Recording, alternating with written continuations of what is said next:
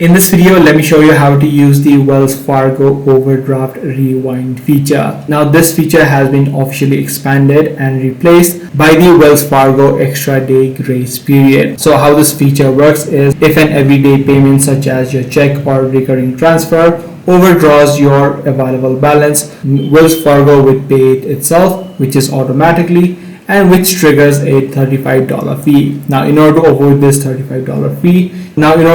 this fee, you granted an extra business day to cover your deficit. So you must bring your available balance to zero or must pay the overdraft that is automatically paid by Wells Fargo by 11:59 p.m. on the Eastern Time. So once you bring back your balance to positive, you would be able to avoid the $35 fee that you would get charged unless you pay it on time. So this is the exact way on how you do it. If this video was helpful to you, be sure to subscribe. I'm going to see you in the next one.